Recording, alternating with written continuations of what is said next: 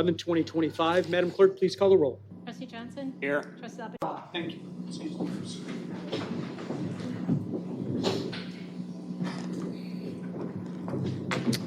Okay, moving on to approval of the agenda. Any additions, corrections, or deletions to the agenda as drafted? Seeing no changes suggested, I'd entertain a motion to approve the agenda. So moved. Motion. Second. Second by Trustee Alapajanis. Any additional discussion or comment? Hearing none. All those in favor say aye. Aye. Opposed? Okay, so for the benefit of those in the audience, this is a committee of the whole meeting, which means that we will not be taking a vote on anything tonight. It is simply for discussion purposes only. So with that having been said, let's move on to item A. 108, 110 West Main Street, follow-up discussion regarding proposals received to rehabilitate, address unknown apparently, 108 and 110. Trustee Price, I'll yield the floor to you. Sure, thank you. So as you know, we've received 3 proposals for redevelopment or rehabilitation of 108, 110. And staff has put together some great documentation. We saw presentations of each of the proposals actually at the facility and got a chance to ask some questions and that sort of thing.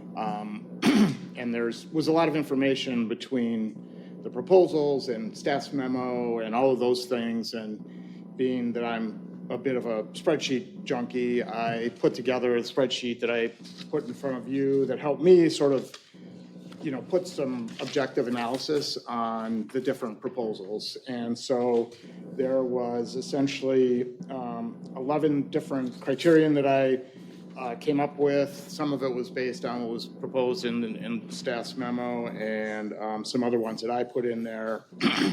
And they included elevating the appearance of the block, which was one of our goals. Increasing property values also was listed as a goal. Impact on parking, the net revenue in over the 16-year TIF period, long-term revenue sort of after that, the cost to the village, how much are we putting out, the return on that investment, the level of space utilization, track record and experience with development, and track record with tenant attraction, filling spaces. And then also there was one that if they've already have the space filled already and don't have to attract anything, then that drew some points. And so I weighted those all the same and then basically scored from 1 to 5, with 5 being the highest. And you've got that in front of you. So that was kind of helped me just, look at the different proposals and kind of get some ideas on that. So this was an analysis that you had done yourself? I did it myself. Okay, so yes. It's not in the packet. It is not in the packet. That's why I left it in front of you Okay, tonight. no, And I I appreciate that. would have liked to have gotten this out sooner, but it just took me a I'm little not saying while. it critically, I just want to make it clear to everyone Yeah. that this was something you'd done for your own Correct. edification. Yes. Thoughts on what Trustee Price had shared? And you probably haven't had obviously a lot of time to digest it, but just, at least that and any, I guess, other questions too. Thoughts? A lot of these metrics are objective, right? Yeah, mostly the dollars and things like So that. and when it comes to long-term revenue and the forecast for long-term revenue, I don't think we can put on paper what we think that is going to be, but until you get a concept that's up and running, you don't know what that revenue piece, the only thing we're certain on is the cost outlay, right? Right. So if you put a concept there that really takes off, the village is going to benefit, in terms of more revenue, more people within the community, Absolutely. as opposed to is if we put something there that doesn't do well, the flip side occurs, right? So revenue itself, to weight it based on some objective when we don't know exactly what's going on, right? I don't know how we put that in the equation. Well, I think that I mean, staff can chime in on this certainly, but I think based on other businesses in the downtown, I feel like we've got some sense of what these are likely to, or have the But you potential don't to know generate. until you. Absolutely, get we don't right. know. You I don't mean, know until you get the concept somebody up could running. put in a business and it could crash the next day, or it could suddenly be the next iPhone. So, yeah, I guess that's. And just to clarify, the financial numbers that are included in here were apples for all three of the proposals. So depending on the concepts, the same number that was used for option or alternative A, or the redevelopment proposal A was used for B, was used for C. In on a terms of consistent- sales tax Yeah. generation. So it's, But so they're all yeah, kind of if equal. one business takes off and does $1 million worth of business, right? That's, Right. yeah, and it's based on the concept and what they do, right? Sure. So, I think we gotta be careful with that. I've been understanding, Joe, we were already looking at some tentative numbers based on, in the original proposals, correct? Based on what was submitted, Yeah. whatever concept was written there, as the concept, we analogized that with existing business revenues for that concept across the redevelopment proposal. So we were consistent with A to B to C. Because I think even, didn't Tim clarify that at the, when we did the proposal that night? Tim made that clarification, right? Yeah, you don't know that until. No, we don't know Yeah, anything, but that's the same thing. I right. mean, we were looking at the two not knowing at the time that the original presentations were made. Additional comments? Well, you said this is objective, and there's some objective numbers, but some of this is purely subjective. In your Some of opinion. them, absolutely, So like the. assigning numbers to things based on elevating appearance of the block, track record of attraction, things like that. That is subjective, just to clarify, right? Yeah, yes.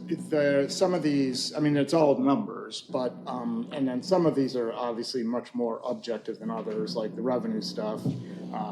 But Sort but the property value or, the appearance, obviously, that's a more subjective item. The, impact on parking, that's, I guess, an objective not thing in terms of that's something we could measure in the future, but it's speculative. I mean, any of these are speculative in terms of, so, I mean, you could certainly apply your own numbers to this, and that's why I gave it to you, and so that you could see this, and I don't just say at the bottom line, this is what I think, but, you could go through the exact same thing, and then you decide what you think are the right sort of scoring. But this, we do this all the time, and sort of my work, we prepare proposals and we try to get hired for a particular project, and almost every municipality or county or developer we go to that is trying to pick our proposal versus somebody else's proposal, they'll do this same kind of scoring thing. So it's a way to help at least put some numbers on something, even if you are, there is some either speculative and or qualitative component to how you decide what numbers to put there.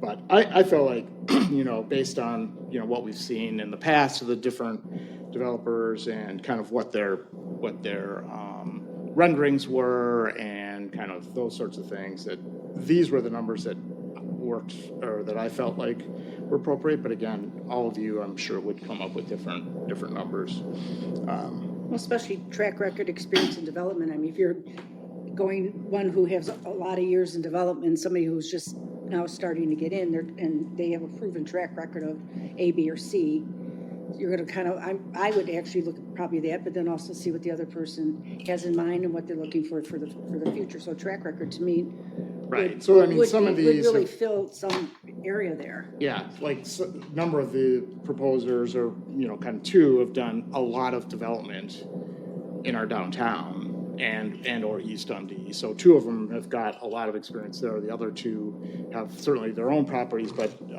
it's kind of limited to that. So that's so if you've done several properties already, then you get more points. If you've filled spaces before, you get more points. Right. That's the way I did it. Just kind of a guideline, somewhere to look at, way to look Yeah. at something, yeah. So, I mean, Trustee Price is strictly showing his homework. I think at the end of the day, this is not something staff generated. It's something that Right. he is sharing with us. I think everybody's entitled to do their own analysis if they wish to do so, but I do appreciate you doing that and sharing it so that we can all see some of the factors that you're considering. Yeah. Additional thoughts? Yeah, my understanding of this evening was this was an opportunity that the board wanted to talk amongst themselves regarding these concepts. Yeah, and I can certainly elaborate on kind of why I thought these. I mean, again, that's kind of what I thought too, that there'd be more discussion than. I mean, if people, Doesn't mean it's over. Yeah. When I looked at the 4 proposals, it's difficult because there are benefits and drawbacks to each proposal. And we range from a net positive as far as, the Johnson proposal of we get the money back expended, we get the rehabilitation of a building, but as far as the purpose of community use and, an office building is an office building. And then some are more expensive than others, the uses are different, but still speculative. Some of the proposals don't have an actual tenant, but ideas of what it could be, or it's just an empty box that we'll figure it out later, which kind of gives me pause as well.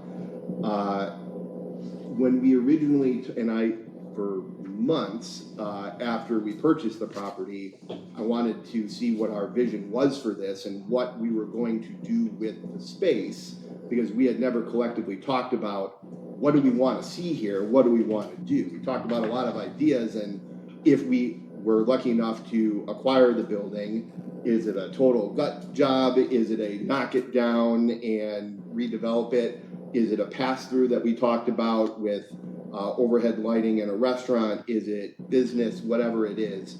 And the RFP kind of took all of that, put it out in the open, and we got, while pretty streamlined as to, the concepts of retail space, rental space, each one is kind of different.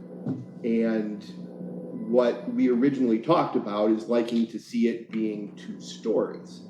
And to me, that wasn't necessarily retail on the first floor, apartment or Airbnb or short-term rental on the second floor. Nobody proposed community space or business or retail on 2 floors. So that's kind of different. I know we didn't put it in the RFP directly, but we discussed it. No one talked about 3/4 width of a building with the pass-through or any kind of outdoor area on the side. Maybe that was too expensive. Maybe that's why nobody went for that. But we had originally talked about that too. So to me, there's value in each of these proposals. It's just purely a opinion as to what we think would be best for the village based on, I don't have any doubt that all 4 of these would look better than what it is now by leaps and bounds, but it's basically use, cost, and what the benefit is to the village, particularly the residents that paid for the building in the first place. I voted against purchasing this because I am opposed to the village acquiring property. Now, don't get me wrong, it's better than, a non-open pawn shop trading post, but at the same time too, if we're going to use community dollars, what's going to be the most bang and use for the community that is going to be patronizing, using, sharing the space? So that goes into my analysis as well. And while we're not voting on anything tonight, and I haven't made up my mind as far as my decision on what's going to be best, I like some of the concepts presented. Some of them are wildly expensive too, and that's always a concern because we're already pretty invested in the property. I'm curious to see what the other trustees, think of some of the speculative concepts, some of the actual concepts of the retailers that would be there, and if we went with a model where it's open as to, I think the modal proposal was, there's 2 retail spaces, and we'll talk about what would best be fit there, what we would actually see fit there. So we've seen at our market some things do really well, some things do not so well, and we've got a lot of community responses. And this is a packed room, which is awesome. if you all came to the original proposals, we wouldn't fit in Bob's Trading Post with the limited amount of chairs that we had. So I hope everybody's taken a look at all the proposals online, seen the concepts and everything like that. And I have gotten a lot of questions just from residents in the few short weeks since the proposals. That's great because everybody's weighing in on this. Regardless of what proposal we go with any of them. I think the best course is to what benefits the village as far as use and best return on investment, not purely from a financial standpoint, but what is the best fit for the village. Thank you, Trustee Wilbrand. I appreciate the ranking of criteria. In my mind, the criteria that I use, and first of all, on the face of all of these proposals are going to be leaps, bounds, can't even talk about how much better it's going to be than having Bob's Trading Post there. I was a proponent of buying Bob's Trading Post because as a resident, I was sick of looking at it, right? And it was never open, and it was just an eyesore in the village. And all three of these, or four of the proposals, are going to be a vast improvement from what we had there. That said, we've got multiple proposals that we need to evaluate between the two, right? So financially, one's going to cost a lot of money, one's kind of in the middle, and one's not so expensive to the village. And so from a resident's perspective, ranking those were one of my criteria that I used, in terms of which one I personally would go with. Again, the revenue piece of it, right, is subjective. That's why I kind of, it all depends on what we put in there. In terms of concept between the proposals, the concept that resonated with me was the boxwood concept, where it's the cooking classes, wine bar, retail space. And there was something about that I think our residents would really appreciate. So I did a bunch of homework on it. And there's a thing right now which is called experiential retail. It's where retail is going as a product. And there's market research about, it's a $44 billion market. So it's a hot marketplace. And there's all kinds of research on the value of this experiential type retail outlet. And if you guys get a chance, there's a YouTube video out there. It's a show that I watched. It's called The Fixer, and it's called Healthy Italiana. And that's the episode. It was this week's episode. If you want to know what a cooking class retail shop looks like, watch that show and envision that could be part of West Dundee. And it's about a guy that comes in, helps small businesses, fixes them, et cetera, but the concept is there. And so the demographics, I think that fits. It's all kinds of demographics, everywhere from young people to old people to corporate outings. So that concept is working in Naperville with Sur La Table, I think it's called. There's chopping block, cook, cork, and fork. So the concept works in many of these high-end suburbs. So that, again, attracted me towards that particular proposal. And then I did research with core people. And the comments I got back was, love the comments, perfect for Dundee. This is a great Christmas idea for my wife. And then I have my focus group of 2, which are my kids. And my daughter said, finally, I've got something that I can participate in with my friends. And my daughter-in-law said, I live in Lamont. I'm looking to redo my kitchen. I would come to this, right? So there's something about the concept that I really like that was part of that proposal. The other piece was owner-led or owner-managed, which I think holds, they're going to have skin in the game, right? And then the last is diversification, just making sure that we as a village are diversified in where we invest. So those were my 4 criteria for where I rate, and what I resonate towards. And to me, the Boxwood proposal was something that rose to the top from my perspective as to an addition in West Dundee. So, Well, and cost is important too. Yes. And, one of the proposals, and I talked with Tom just before the meeting, is we get a brand new building and at no cost to the village. That's a great way to look at it too. Yeah. So that's why I find, even though it's not a bustling, retail store, there is value there that's gonna up our property values in downtown West Dundee. Yes. So I don't think that should be discounted either, and the cost weighs heavily on me for this because that's been my bugaboo the entire time with this. right. I do, in fairness, the one thing I would like upgraded I would like the facade to be higher, if that's the direction the board decided to go in, to make it appear like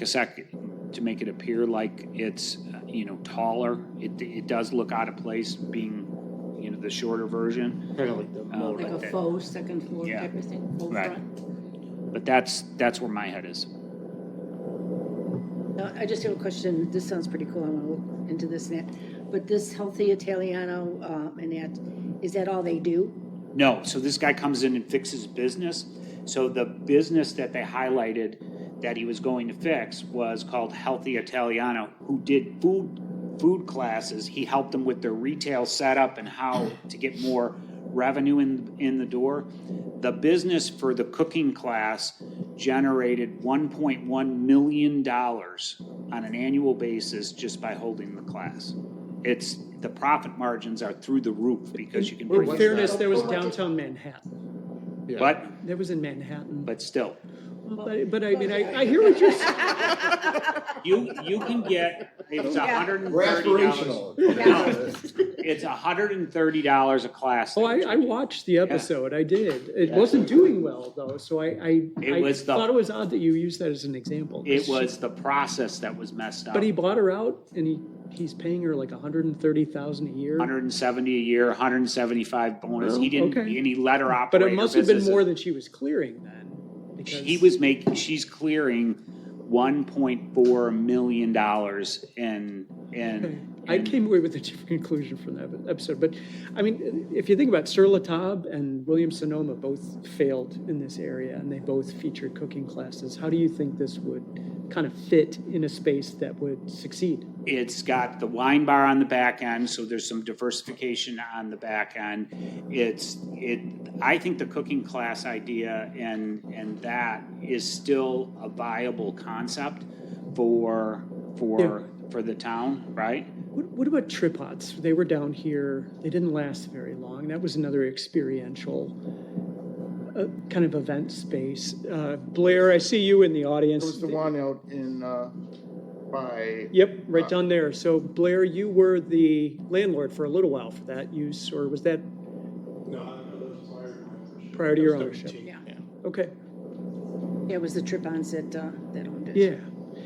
And the one I by love the Huffman idea. Park, wasn't, there was somebody in there that was Paintings. painting class. There was yeah. a photographer and then there was something upstairs. Yeah, and then it moved to East Dundee. I love the idea of the experiential. I mean, I think that's fabulous. What I worry about is, I think kind of where you're going is that you do it once and then then what? I mean, you need places where people are going there again and again and again.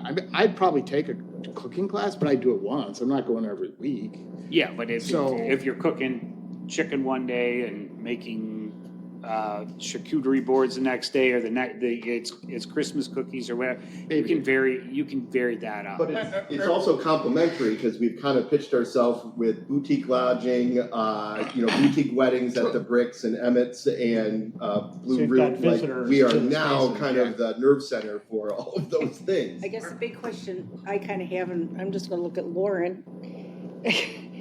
Obviously, this is something that, another investment with regarding all the equipment that you're going to need to do this. Would that be something that, is that actually interesting you, I guess is my question to you? I mean, that whole great big concept, investing all that monies?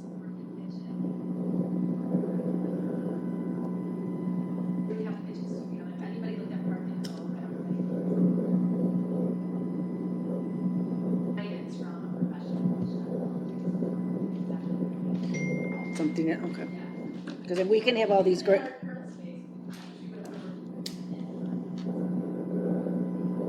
Thank you. Trustee Anderle?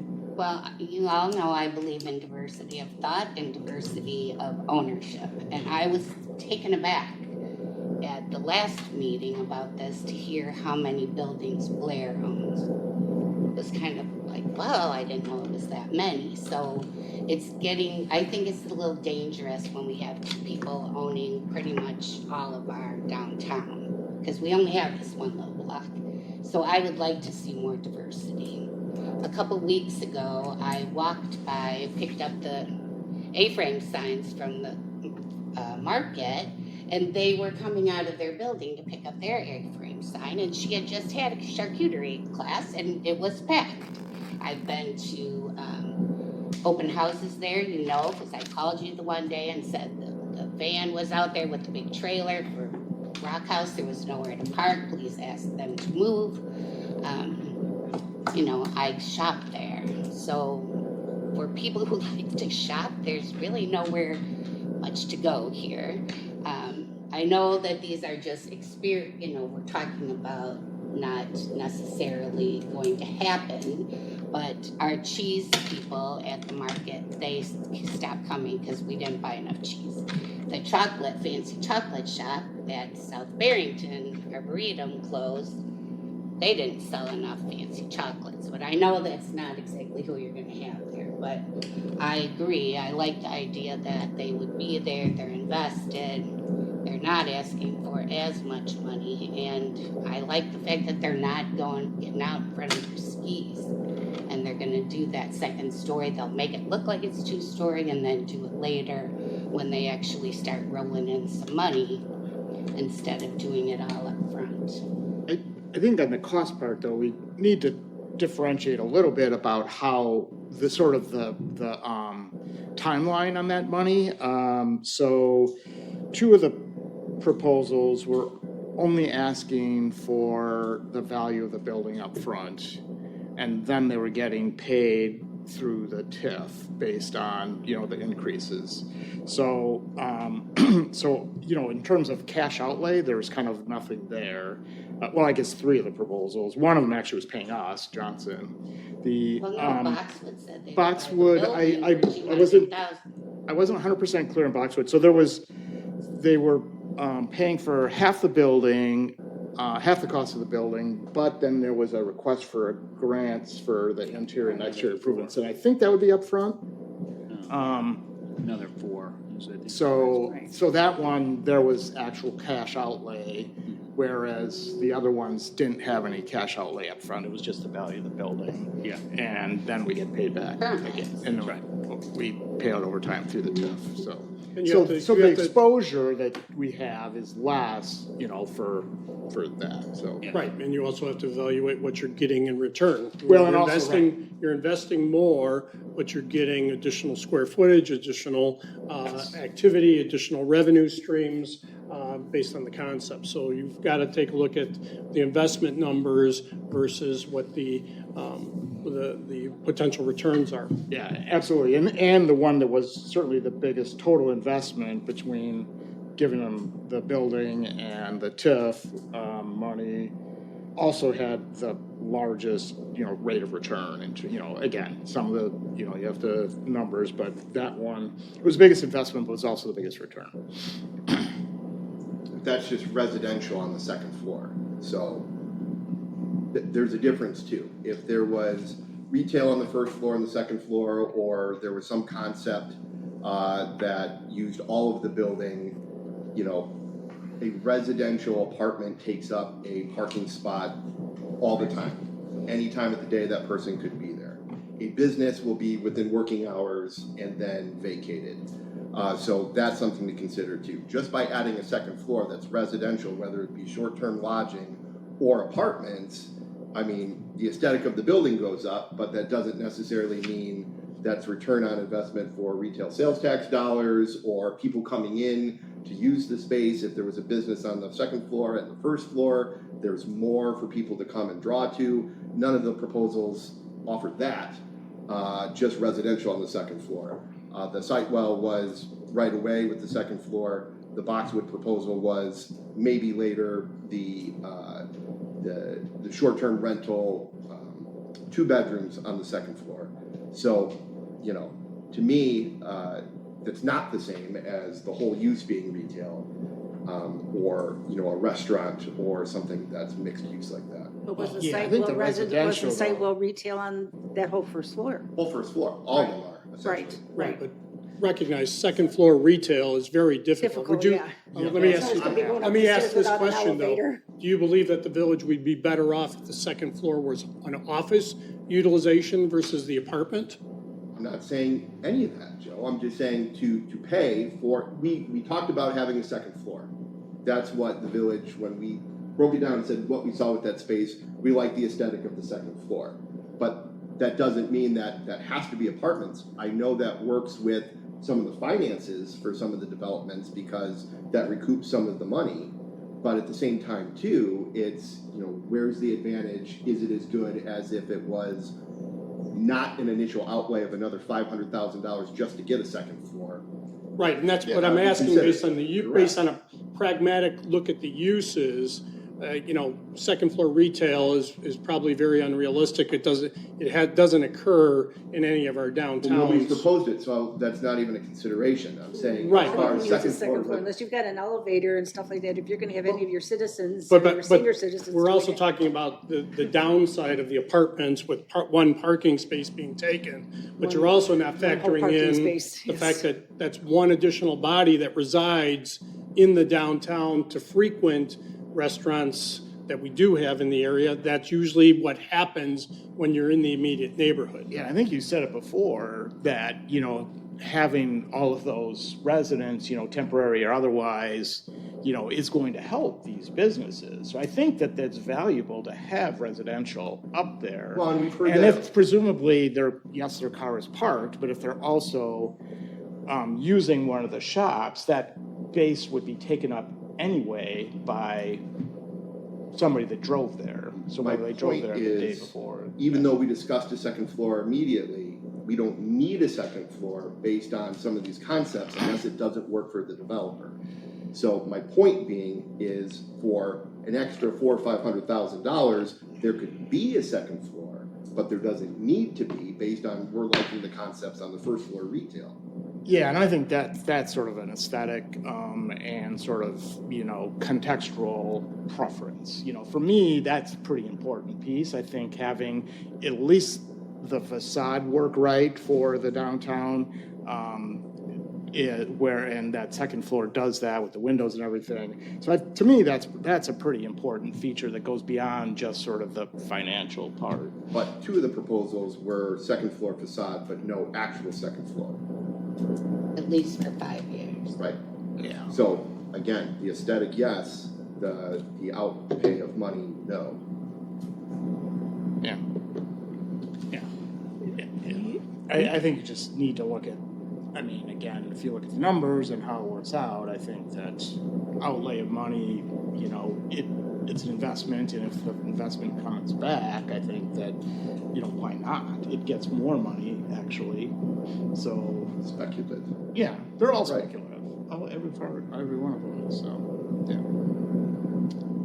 Any other board comments?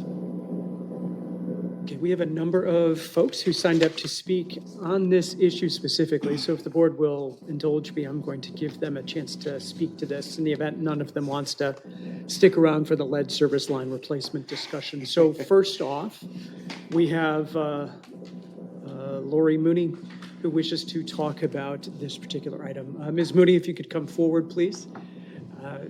Ms. Mooney, just so you know, you have 5 minutes to address the board. Okay, all right, thank you. I'm speaking on behalf of Boxwood, and he said it the best.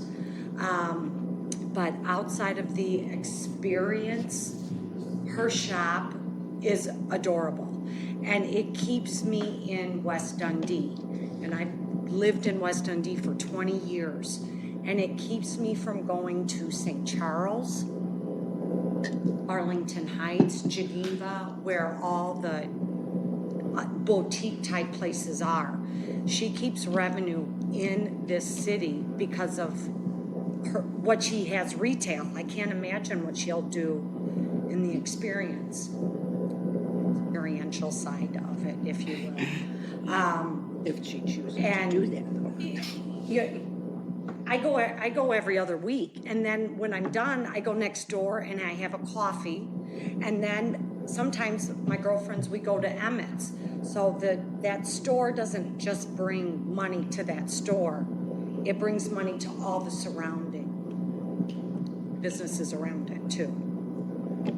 And it keeps me in West Dundee, which is really, really nice, because I live here and I don't have to drive to Geneva to get the quality that they do. Thank you, Ms. Mooney. Okay, thanks. Shannon. And Shannon also wishes to speak to this item. Hi everyone, Shannon Colwell. I'm here to support the expansion of Boxwood home decor and cabinetry. I've been a customer and a client for several years, and like the other lady stated, I probably visit there every other week. I go with my mom, we stop in. It brings that experience. They have high value quality goods at a competitive price. To your point, I don't need to go to other towns to do my home decor shopping, but I do go to other towns such as Crystal Lake, St. Charles, Geneva, to do my other types of shopping such as boutiques. Also put in there. What a great opportunity for an experience to offer these cooking classes. You can shop. I've been to your charcuterie classes, your wreath making craft classes. We've done a lot to the community with St. Catherine's, doing all kinds of events. And it's just a wonderful place for us as a community to gather. And it would really set this town apart to have something different and unique, especially with what's going on with Spring Hill Mall and the redevelopment and East Dundee. There's a lot of opportunity that's going on. So I really hope that each and every one of you would consider this amazing and unique opportunity to continue to bring value and return on investment, not just for the downtown area, but to bring people into our community to see how wonderful it really is. So thank you for your time. Thank you, Shannon. Okay, next up, we have Celine. Celine, I'm sorry, I'm unable to read your last name. Okay, thank you. Hi, I'm here on behalf of Boxwood, and I have been a customer with Boxwood for many years. I own a small business here in town. It's One Cut Above Hair Salon, and I refer a lot of my customers to Boxwood. I think it would be a huge asset for this town.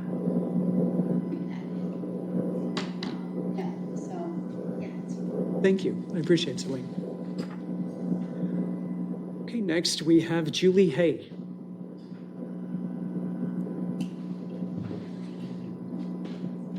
Hi. Hello. I'm here to speak on behalf of Boxwood, and I actually live in Crystal Lake, and Boxwood is a destination shop for me. I too bring my mom. I end up getting my hair done here. I eat here as well. I've also had the privilege of RDP Builders doing my kitchen. So we came and picked out our countertops. We did business at the granite factory for that. So I think it would be a great asset to the community. I also like the idea, just in reading, bringing more diversity to the ownership. From that perspective, I think it's important. So, thank you. Oh, thank you. Thank you, Julie. Okay, and last, under public comment on this subject is Melissa Hernandez from the Chamber. Oh, okay.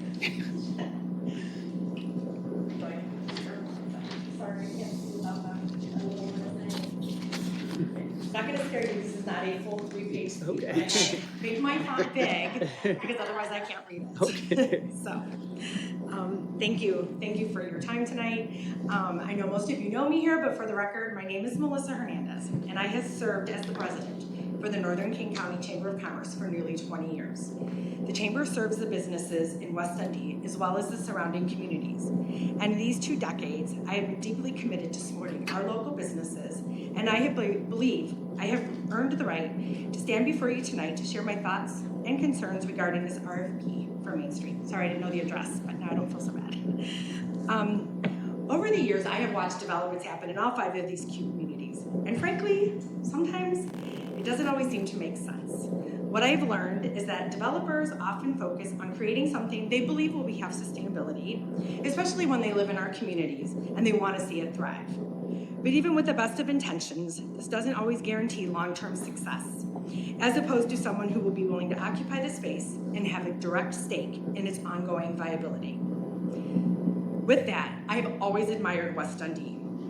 Your thoughtfulness, your patient approach to all new developments. While it may not be obvious to those on the outside, I have great respect for your diversification, your attention to detail, and the commitment you have shown, rather than rushing towards a quick solution. I was apologized I was not able to be here. I finally go on this big vacation, and that's when you guys decided to do the RFPs presentations, and I was in Europe. And I appreciate the difficult situation you are in, because all 3 of these proposals come from people who are committed to our communities. That said, the fear is that the village will accept an offer for somebody who has done significant work here in the past, because there's history and comfortability with that. But I really, truly hope you guys do what is best for the village of West Dundee long term. I'm not gonna go into it, all the proposals you have received, but you obviously know one of them is my sister. On top of that, making it even harder for me to have an opinion. But Lauren and Rod have demonstrated a deep commitment, not only to the quality of the work, but to their family and to this community. Their integrity is evident in every project they touch, and their dedication extends far beyond their business. When I looked at the proposals, I felt that one clearly placed the least financial burden on the village and its residents. It comes from proven craftsmanship as evidenced by the quality of the previous work in West Dundee. It's backed by success over 10 years of business in their same location. Offers a retail presence in an area where retail, rather than office use, has proven viable. And it has become a regional draw for Kane and McHenry County. With adding experiences, this will only grow their draw. Lauren and Rod are also strong community partners. They support the Lions Club, the Rotaries, Wolfstock, the Chamber, of course. They also support Heritage Fest. They've been at your French Market, and they support the Heritage Fest 5K that I do with the Lions Club. Over the years, I have celebrated many grand openings, though sadly not have all succeeded. When Boxwood needed a space 10 years ago to expand their home decor shop, I went with them to tour 122 West Main Street to see if it'd be a good fit. I stood with them as they made the move, confident they would succeed because of their passion and dedication to this vision. I proudly stake my reputation on Boxwood, knowing that they will continue to work hard to grow and strengthen their presence here. And with that, I just want to thank you again for your time, and I thank you for thoughtfully considering all 3 options and making what you think will be best for the village's values, long-term vision, and commitment to the residents of West Dundee. Thank you, Melissa. Joe, when is the issue coming back on the village board agenda? Depending on the board's direction. When would the board like to see this come up again? A week, 2 weeks, or 3 weeks? 3 weeks, I'm not here. Yeah, 3 weeks, I'm not here either, so 2 weeks. September 8th? Would September 8th be okay? That'll work. Trustee Price, will you be present? I will be, yes. Other trustees, does that work for you? Okay. Trustee Enderle, will you be here? Okay. All right, so for the benefit of everyone, this issue will come back to the village board on September 8th, and there is a possibility that a decision will be made that night. Really depends on what direction the board would like to go. But we do appreciate everyone coming out to hear the discussion and to add comments. Now, for those who are not here for the lead service line replacement discussion, we understand if you want to leave, you won't be offended. How'd you go?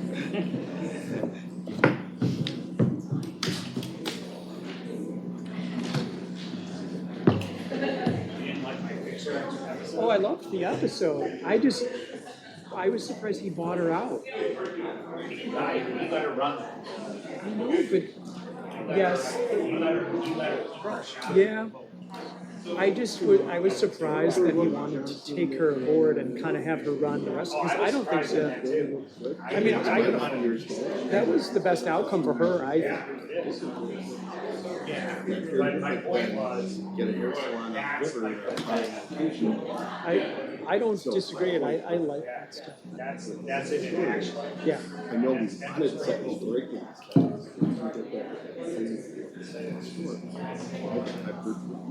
Did you need to talk to me about this at Yes, the meeting? please. Tim and I are a little confused. I want to make sure we. I can sort it.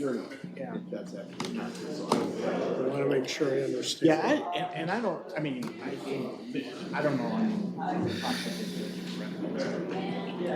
sure. I did like. All right, moving on to item B, lead service line replacement, IEPA funding changes. Trustee Yuska.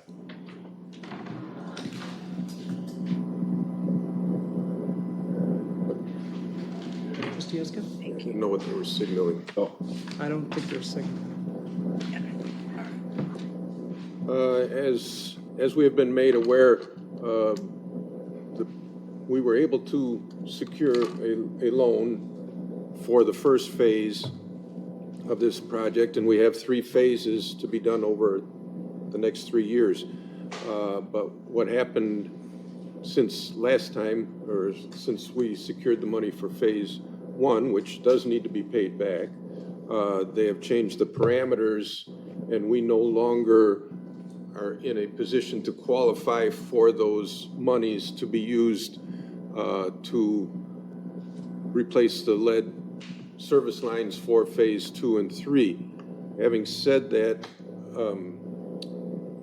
we need to look at other options, because if we have to pay it, and even phase 1 we have to pay up front, but if we have to pay for the entirety of those replacements, there are some other needs of the village relating to water towers and water tower maintenance and other facilities that may need to be sacrificed or put off as a result because of a lack of funding. So there is a suggestion that a portion of this, An alternative. an alternative, would be to add an amount either to those who are impacted to be paid over a 30-year period, or possibly, which I prefer, every resident pay a stipend towards that for the next 30 years to help close the gap. So every resident in Because, throughout town. because what's happening, even though it's affecting, what, less than 600? 460, is that the number? Approximately. So rather than have them bear the burden, I think because other things that need to be done or might be sacrificed affect the entirety of the town, if everybody paid a little stipend, makes more sense than those few suffering the whole burden. Well, just to I mean, that's my suggestion. Right, but just to clarify, phase 1, we received a loan of about $3 million, which we have to repay over a 30-year period. and that is a $230,000 annual payment that will be added to the debt service schedule for the village. The concept that we are at least presenting to the board as an alternative is that of the $13,000 per service line replacement, the village would still pick up the vast majority of the costs for those, and then we still have the obligation to repay or pay for that amount, but that $5,000 spread over 30 years for those homes that are having their service lines be replaced, which basically equates to about $25 per bill, would be paid towards their service line replacement. And so if the property changes. Per bill or per month? Per bill.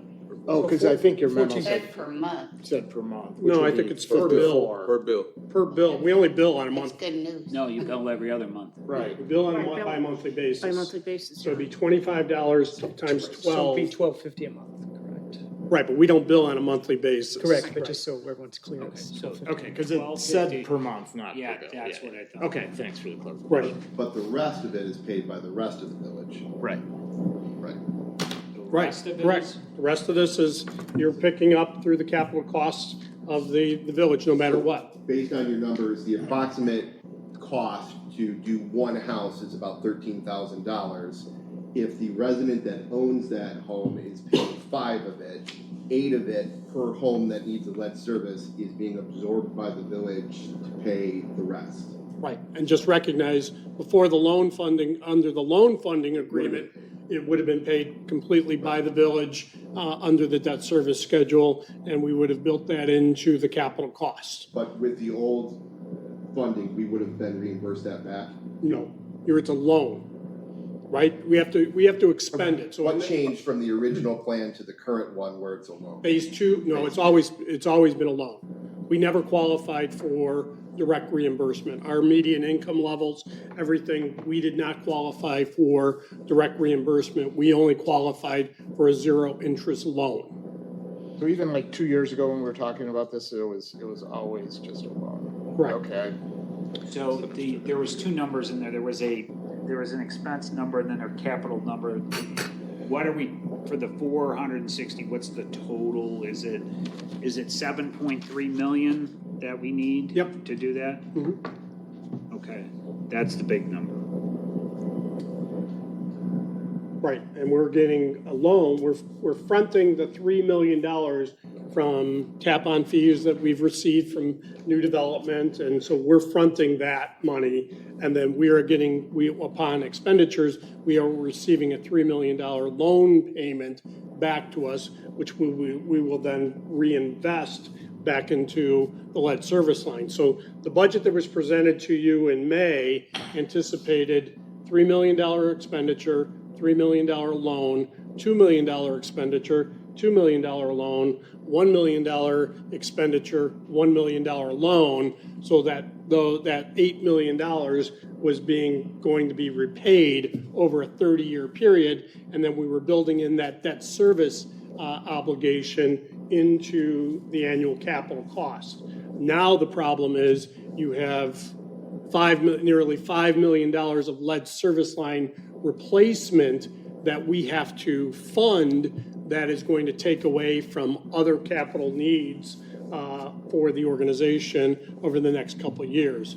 And so this alternative really doesn't solve that, but it provides for a slightly better revenue stream towards repaying that service schedule obligation moving forward over the next 30 years. It puts a portion of the responsibility, the financial responsibility, back on the homeowners that are receiving the benefit of the lead service line replacement. And Joe, we always ask you this, what are similarly situated villages doing if they are not getting the reimbursement back? Are they paying for it outright, or are they? Caitlin, do you have any ideas? Yeah. Caitlin Wright from Baxter and Woodman. Hi, good evening, everyone. So I've been working with the village on their lead service line replacement program. I work with a variety of different communities in the Chicagoland area. everyone's approaching this differently. So both state and federal regulations do not dictate who pays for this effort. So we're dealing with public property, we're dealing with private property. That's new for everyone in terms of dealing with lead service line replacements. So we've got communities that are paying 100%. Carpentersville, East Dundee, Algonquin, Barrington. You've got some surrounding communities here that are financing it 100%. Some of those are through the loan program, so they're doing more of a debt service piece to that. Others are doing where they've raised their water rates to kind of adjust and pay for it over time. Also, communities that do a cost share program. So maybe they pay for solely the public side. On the private side, they might say, all right, we're going to pay up to $5,000, or we'll pay up to $7,000. Anything above and beyond that, homeowner, you're responsible for. So there's communities that are looking at it in different ways. No right or wrong. At the end of the day, the state and federal government is saying, okay, Village of West Dundee, it is your responsibility to make sure all of these lead service lines are replaced. So that's what's holding a lot of communities to looking to paying for it 100% so that you can get residents to buy in. But obviously, as Joe has noted, there's a lot of different things going on in town that need your money, so. Thank you, What, Kathy. do you know what Algonquin's doing? Because they're, pretty close in proximity and they're doing it for They've funded for it 100% as well. So, but they've been in the process of slowly increasing water rates over the past several years, and have been able to absorb that. Right. How many, and the other question is, how many residents are in Algonquin? Yeah. How many lead service lines are in Algonquin? I think they only had a couple, maybe 100. I don't think it's nearly quite Yeah, the same. it's significantly larger. We're not comparing apples to apples. Any other questions for Caitlin? Thank you, Caitlin. So it's really, we're betwixt and between. I'm just presenting this as an alternative option to kind of mitigate some of the revenue stream that is going to be going out here. It's really a board policy decision on how you want to do this. I feel badly because we have presented this to Phase 1 residents as a no-cost option to them with the understanding that we were going to do the 3 phases of loans.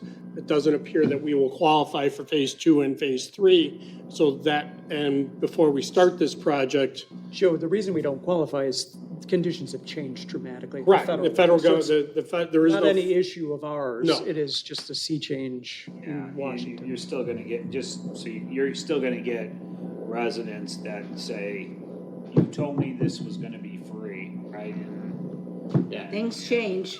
But Things this I is- mean, if money gets cut at the federal level or whatever, yeah, it This- changed for us too. This is where the board, over the next few weeks, will have to determine what model we will use to pay for this. Will it be a cost share or? This Joe? has got to be next week because we've already authorized the contractor and they are anticipating beginning work. So this is a next week conversation. Okay. If the board doesn't want to go down this path, just say so tonight and this mitigates the decision and we don't have to do anything other than recognize that we have to come up with this additional $5 million for lead service line costs over the next 2 years through whatever revenues we have available to us. so what you're saying is the decision point on the 5 million doesn't necessarily have to be done next week, but if we want to look at it holistically, it has to be done next week? I don't know how equitably you could say to the Phase 1 residents, you don't have to pay, but the Right. Phase 2 and Phase 3 I'm not residents. saying that, yeah, Right.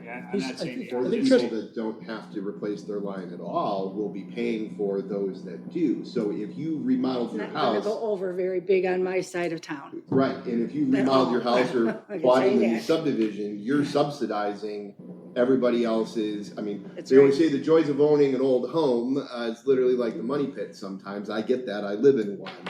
And it's kind of akin to the gravel driveway situation that we discussed and got a lot of heated feedback from. It's requiring somebody to do something and then paying for it with the village's money when not everybody's in the same situation. It's hard. What and would- it's not fair to everybody. What would that $25 look like if it was not subsidized by everybody else? What would that go up to? Oh, You're go gonna, down. 13, well, you, 13,000 over 30 years. no, it'd be 27, double that, so 50, 50, You mean if they paid the whole thing? Is that your 54. question? You'd probably be upwards of $60 every bill over a 30-year period. 25 So to 60. 13 divided by 5 times 25, yeah. But if you spread it out through the village, it would go down to something. Yeah, I like- got that. That's a 25, right? No, No, that's just- what the people. then it'd is- probably be 5 or 10, it'd be Right. 10, say. And it's Everybody's $25 would go every up. other month. So, right? What's that? Right, $25 every other month, so we're, Every bill. per bill. every It's only bill per bill. that's $5,000 of the $13,000 cost. Okay, So so, that's still the village and all the village residents picking up a substantial portion of lead service line the replacement. 25 is, or the, 8,000 additional dollars per house village-wide that needs yeah, replaced. that is not gonna set well on my side of town. No, what I'm saying is that $5,000, we still pick up the 8, but if you spread that 5,000 to all the households, it would be maybe $8 a bill, right? Well, it's 2,000 accounts. Yeah. What's the difference then? Yeah, that's the same thing as we're just saying. It's, Right. it's, I No, mean, but that's it- going no, back to what we No, but were it would be before. $8 per bill, per household. That would For help, everybody in the village. that would help pay a third of the cost. Or And that's the 35%. same as the village paying the whole thing, though. But why should the other side of town have to pay Oh. for that? Because there are other things, other items that would be sacrificed if it isn't paid for, is what I'm saying. Yeah, I mean, Yeah. So, it's, Well, I We guess could in make all the honesty, I argument- mean, when you're talking about this, I mean, we can't help that we moved on the other side. You Well- can't help that you live there. I mean, the fact of the matter is, I guess one could say, like for our subdivision, Huntley Blacktop existed before our subdivision. Somebody paid for that. Our predecessors did. So there is an argument to be made. We have to share costs, and sometimes certain residents in a particular area benefit where others don't. well, I agree, but then we also need to look at some things too that we've been looking at, like $30,000 to put in that thing for East Dundee, the pylons and that, a sculpture. We're not gonna be spending that kind of money if we're gonna be asking our own citizens to. We haven't done it yet, and I didn't it'd say be we, under I didn't, 20. I didn't say, yeah, I don't care if it's under 20 or under 10. I'm just saying, why would we be spending money, something like that?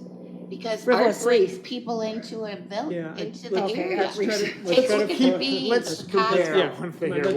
let's Brings focus people here. in. We're not the Art city of attracts Chicago. people. I know. So I, Uh, obviously. I mean, have we to could pay make a decision $30,000 for within the- sculpture, but we can't pay $30,000 to Trustee bring an Alcajanos, employee in. please, I know, let's I'm bring just, back to it's the core issue here. beyond please. ridiculous. With that said, we have a decision to make, Joe, within a week. Yes, I mean, unless the board's got another gonna get alternative some or people option. here. I mean, Everybody else you books we either charge the residents that lead service lines that are being replaced, a nominal charge that mitigates some of this, or we go back to what we were originally understanding is that we were going to fully fund this, but just recognize that there isn't $5 million of loan available in the second and third year, and that money has to be So we found. might have to go to the bond market, in essence. We've got tap-on fees, or we have to prioritize. The South Tower tank is not going to get painted in the 2 years, it's 4 or 5 years. We have to look at some of the numbers and the projects that we have identified as wanting to undertake. So Joe, this will be outlined in your memo? Well, there's nothing more than what's here. But the staff memo for the board packet will have this as well.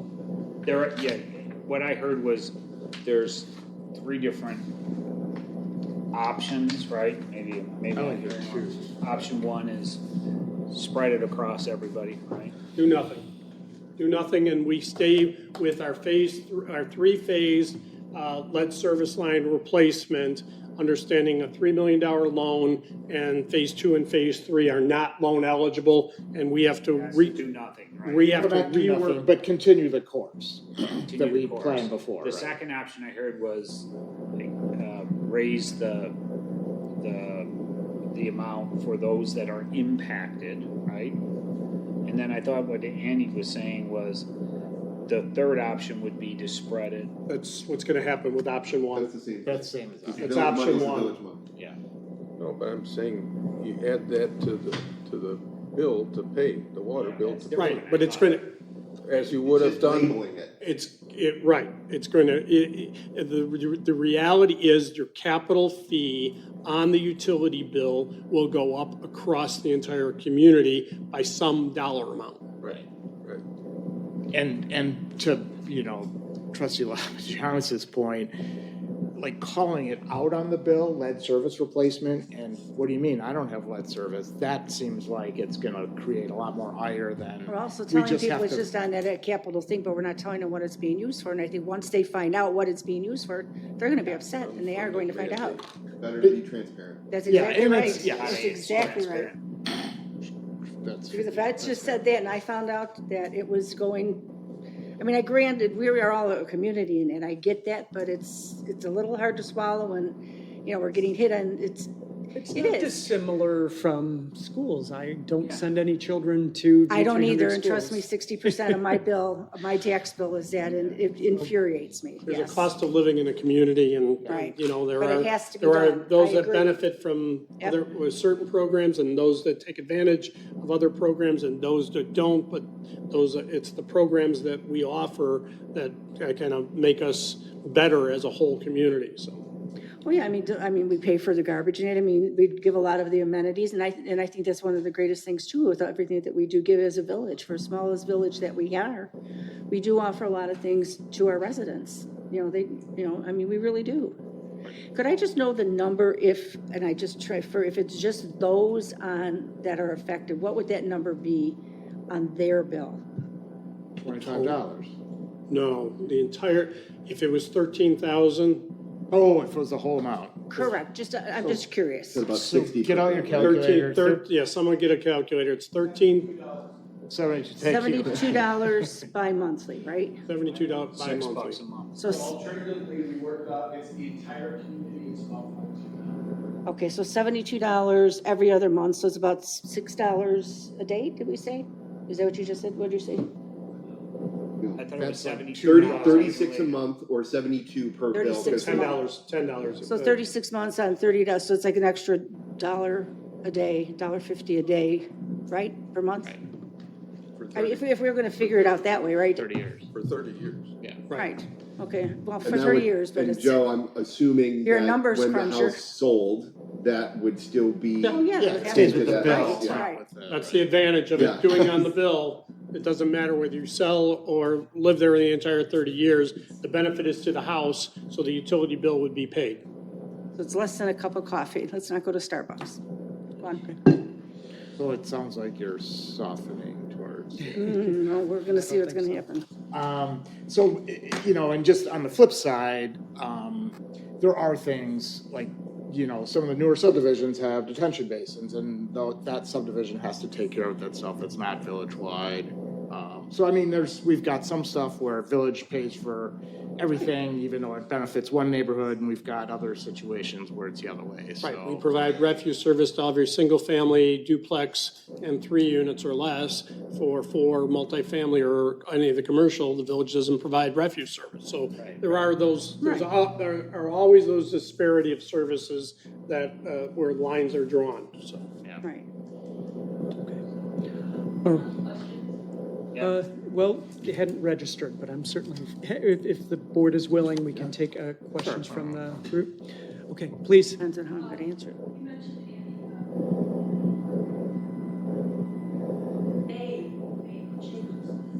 Federal government, So why did the federal government affect the It did. It did. it does. But they're paying for their entire list. it's just to choose how we pay for it. It's the amount of money that we get from the federal government is the same wherever it is. It's just we got to pay for it somehow, and that's what we're deciding. Are we going to pay for it by spreading it over the entire village, or are we going to just? That was my question. Other communities are covering the cost. We could, We so could do that that. was what we were advocating to begin with, understanding that the loan program was going to be made available for phase 1, phase 2, and phase 3. What we became aware of was phase 2 and 3 are not more than likely going to be available to us, and therefore we're left to our own devices to meet the unfunded mandate. So why don't we qualify? What changed, or they just? The level of funding, and Caitlin helped me out with this, the level of funding last year, the number was 70, and they funded everything from what was the max number? 40. So it's called the loan priority score. So IEPA, the state puts out so much money every single year that communities.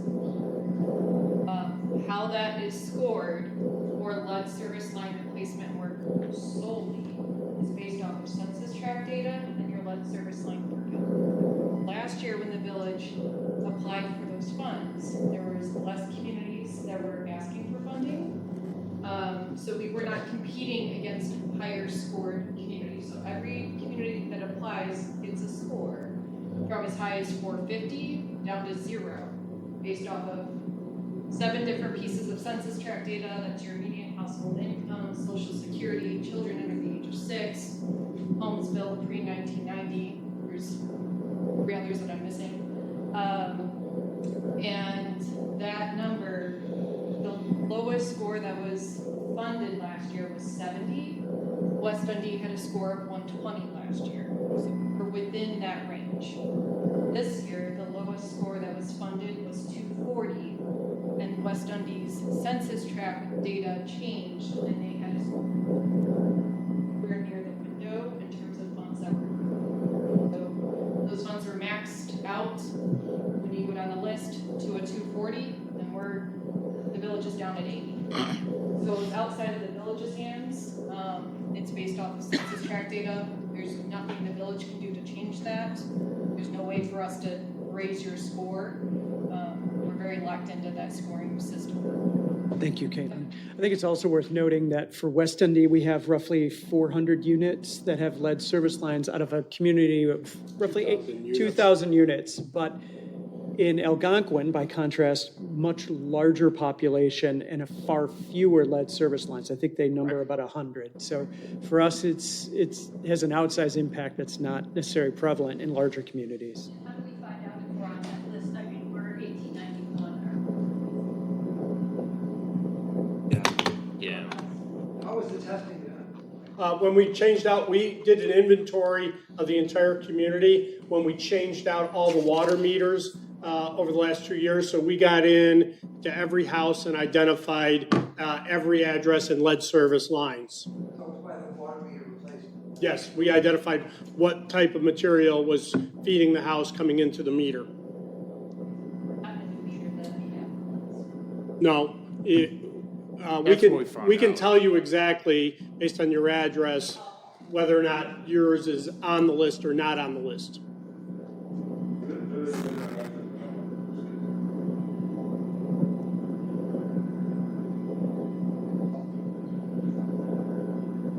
Great, thank you. Are there any other questions for the board on this subject?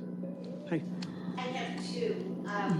The first one is you discussed the fact that it was planned as a no cost to those people who needed to replace. But in fact, it isn't a no cost. It is from the standpoint of the replacement of the service line. But in order to replace that service line, landscaping is going to be disturbed, I'm assuming. And since West Dundee has so many historic homes and so many large porches in front, there's going to be a necessity of getting in under the porch and possibly having to rebuild a good portion. And I'm sure the homeowner is going to have to replace those segments that the village isn't going to pick up that cost. Yeah, I mean, each individual property is completely different depending on what Well, the, you're exactly right. I'm not Right, questioning so- that, Joe. I'm simply saying that those adjustments, for lack of a better word, could run another $2,000 to $5,000 to $10,000. So it's not a case of no cost to the people who are having this done. The second question that I have is, when was the village aware that they no longer qualify for this assistance? Because the question that I keep hearing coming up is, why is the vote right now? Why didn't we have time to hear about this and think about the alternatives, and why didn't the public know? I mean, was there something published and we just didn't pick up on it, or? Caitlin, when did we receive notification of non-compliance for the second year? Mid-May was mid-June. The first draft came out and it was finalized mid-July. We're a month and a half into also scrambling to figure out I think Elgin's having the same discussion concurrent with ours. It sounds like Algonquin's already made its decision, but I think there are a lot of communities trying to figure out what to do next. Is there any advantage to putting it off for a year? Because there are quite a few people in town that really don't have, I mean, they might like to pay the $5,000 up front, but they don't have access to it this point. They're not, oh, you mean, you'd say some people would rather pay it up front rather than over $25 a bill. than Yeah, $25 a bill? I would think that would not make, I mean, I guess it's an option, but that doesn't make any financial sense, because if you sell the property, you don't have to pay it after the 5th year. If you sell the property, it stays with the property. So you're spending $5,000 up front that you may not have to spend $300 because you sell the property in the time frame. So Some of us are on the That's why it's advertised that this has been taken care of and all of I don't disagree. the have been made, but that's. I don't disagree, and that's exactly why we're here, because from the staff's perspective and from a community standpoint, we don't believe that we should, it's inequitable to say to the Phase 1 residents, you guys get a free pass, but Phase 2 and Phase 3, you guys have to pay. Yeah, And and we just received notification of this, so we're trying to figure out what makes the most sense to the entire community based on the changing parameters that have been thrust upon us by the funding. We were led to believe that we were going to qualify for loan program for Phase 1, Phase 2, and Phase 3. Unfortunately, federal government has not allocated sufficient funds to do so, and based on the prioritization and the fiscal position of the village, strong median income, et cetera, we don't qualify. So, if we were to push it, right, the capital plan would have to be adjusted, is what I heard, right? Correct. Correct. Right. Like the repainting of things and. Right, we'd have to reassess some of the prioritizations, because I think the number that was provided in your budget showed us that by 27, 28, there is no funding available based on the current funding and prioritization of projects within the capital budget for sewer and water. So we have to, one of the things you suggested was delay the water tower paint. Yeah, there's certain things we can definitely take on. I mean, the obligation for the lead service line replacement is 2037. But just recognize, from now till 2037, the Public Works Department or the Water Department, until we replace every lead service line, we are obligated to meet the higher reporting and testing standards for every year, which got dramatically increased to us last year based on a mandated change. Previously, and Adam, can you help me out? It was Previously, we would test 20 homes every 3 years. The rule that came into effect, we now test 40 homes every 7 years.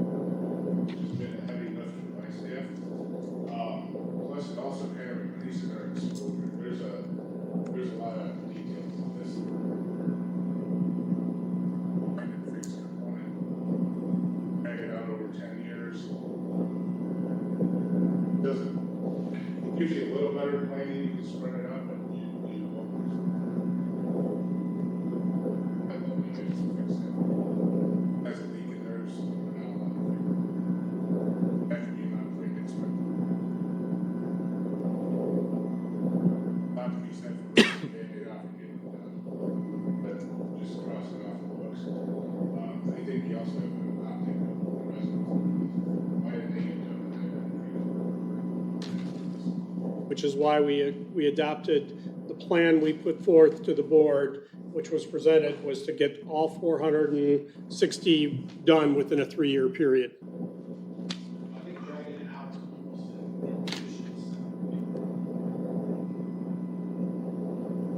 Yeah, 10% a year would just. rip off that Band-Aid. Okay. Did So- you have a comment? Did she? The back Better. I think if I could add to the component about the restoration, that is figured in as part of the project. So it's all gonna be self-rated the best they can, anything they do is currently. For everything. Yeah. So like, they're not gonna destroy it over anything.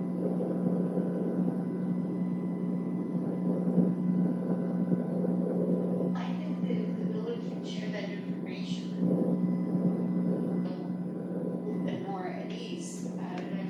But- Thinking of Tom, with your home set back from 4th Street quite a ways, and if that was trenched from 4th Street all the way up to the front, and then And I got a front porch, right? Right, but these are, But I think that's what he's saying is that, and I each think property certainly is so the specific. the time when, you know, the notice goes to you or to me and says, you know, next Thursday, whatever you're getting your lead service replacement, please be aware that we will cover the full cost of the replacement. I mean, rather than, and it probably could go on our newsletter too, just to let Well, we people did. know generally. We did do, and there are some generalities that we've tried to articulate and we have sent out to those homeowners. But each property is Different, unique right. and different. And so we, you know, a general informational piece is good, but each property is site-specific. Yeah, but I mean, her point's a good one, is that if people start to sort of catastrophize that, you know, that's gonna cost them, you know, 25,000 personal dollars because they think they have to replace their own porch or whatever it is, I think just saying that the cost of this is not only the replacement, but the restoration of the property. So, We're gonna end up having this conversation.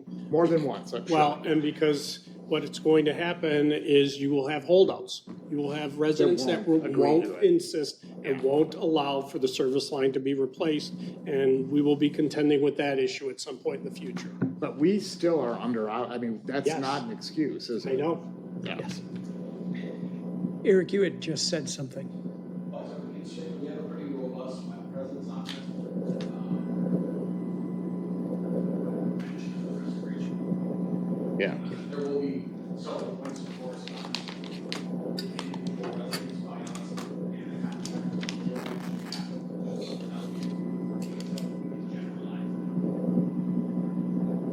Okay, thank you, Eric.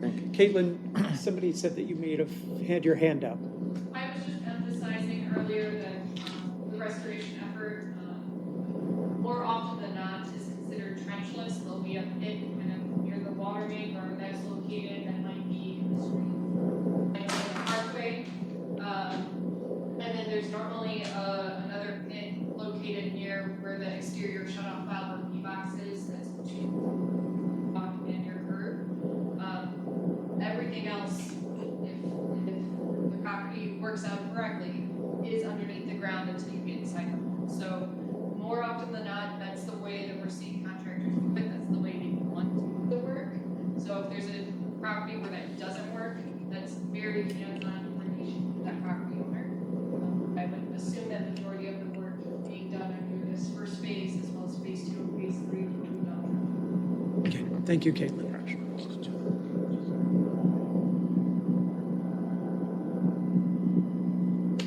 We need to draft an ordinance. Okay. All right, What's the so course of action?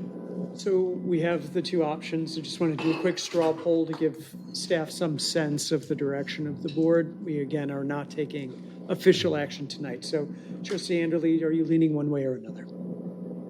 No.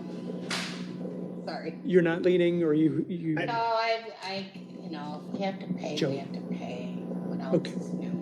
So you would rather the individual homeowners pay 5,000 and the rest of the remaining 8,000 be the province of the rest of the village?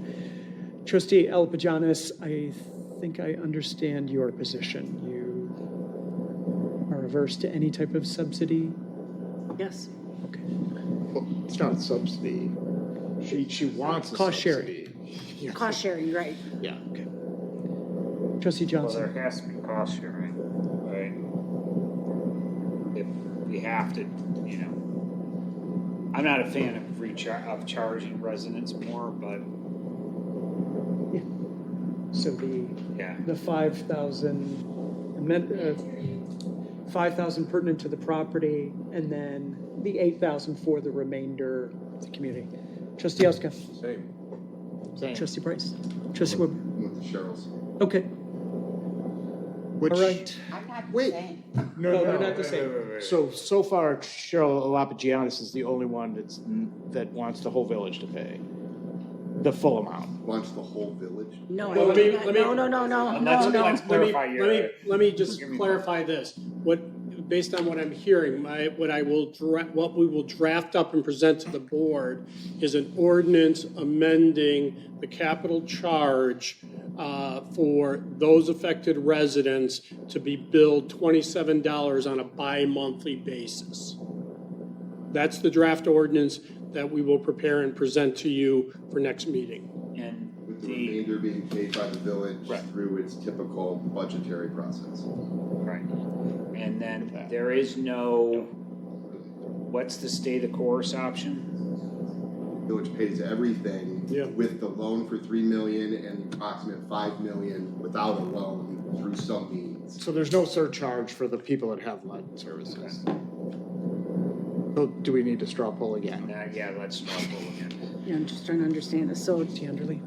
Cheryl, are you for or against the surcharge? Joe, whatever we produce, I want a really easy to understand table. Have Eric work on it. I like the way he lays things out.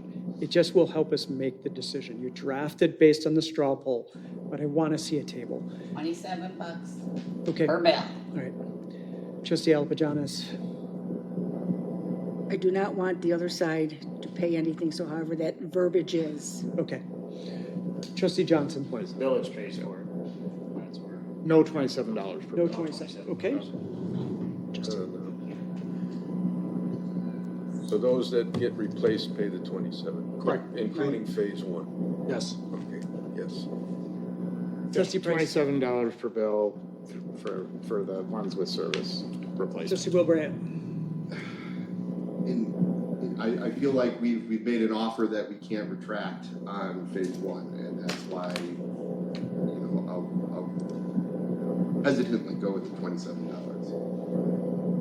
Joe, you can draft it. I'm not sure the That's fine. vote will go that way, but at least initially you have some info to go with. Anything else for the good of the order? All right, this issue will come back next week for the full village board. With that said, I'd entertain a motion to adjourn. Motion second by Trustee Johnson. Any additional discussion or comment? Hearing none. All those in favor say aye. Aye. Opposed? Motion carries. We are adjourned.